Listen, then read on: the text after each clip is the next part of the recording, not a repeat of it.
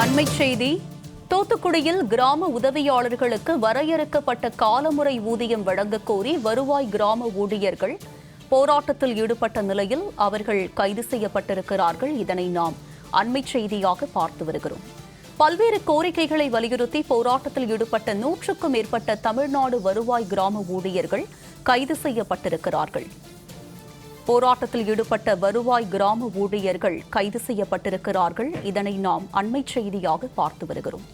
சாலை மறியல் போராட்டத்தில் ஈடுபட்டவர்கள் தங்களது கோரிக்கைகளை நிறைவேற்ற முழக்கங்களை எழுப்பிய நிலையில் அவர்களை காவல்துறையினர் கைது செய்திருக்கிறார்கள்.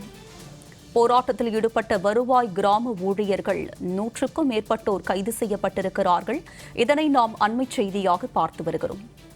இது பற்றிய கூடுதல் விவரங்களுடன் இணைகிறார் எமது தூத்துக்குடி செய்தியாளர் முத்துமோகன். அவரிடம் விவரங்களை கேட்டு பெறலாம். முத்துமோகன், சொல்லுங்க, போராட்டத்தில் ஈடுபட்டவர்களை காவல்துறையினர் கைது செய்திருக்கும் நிலையில் இது குறித்து அவர்கள் என்ன சொல்றாங்க? அவர்கள் வைக்கக்கூடிய குற்றச்சாட்டு என்னவாக இருக்கிறது? வணக்கம் உமா. தூத்துக்குடியில் கிராம உதவியாளர்களுக்கு வரையறுக்கப்பட்ட காலமுறை ஊதியம் வழங்க வேண்டும் என்பது உள்ளிட்ட பல்வேறு கோரிக்கைகளை வலியுறுத்தி இன்று தென்பாகம் காவல் நிலையம் அருகே 100க்கும் மேற்பட்ட கிராம உதவியாளர் சாலை மறியல் போராட்டத்தில் ஈடுபட்டனர். அவர்களை காவல்துறையினர் கைது செய்துள்ளனர். தமிழகத்தில் கிராம உதவியாளர்களுக்கு வரையறுக்கப்பட்ட காலமுறை ஊதியம் வழங்க வேண்டும்.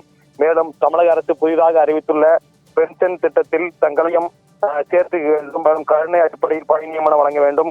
கல்வி தேதி அடிப்படையில் பணி வழங்க வேண்டும் என்பது உள்ளிட்ட கோரிக்கைகளை வலியுறுத்தி தமிழ்நாடு கிராம உதவியாளர் சங்கம் சார்பில் தமிழகம் முழுவதும் இன்று போராட்டம் நடைபெறுகிறது. இந்த நிலையில் தூத்துக்குடியில் தமிழ்நாடு கிராம உதவியாளர் சங்கம் சார்பில் இன்று அரசு ஊழியர் சங்கத்திலிருந்து தங்களது கோரிக்கைகளை வலியுறுத்தி ஊர்வலமாக வந்த கிராம உதவியாளர்கள் தூத்துக்குடி தென்பாகம் காவல் நிலையம் அருகே உள்ள பெரியார் சிலை முன்பு சாலை மறியல் போராட்டத்தில் ஈடுபட்டனர்.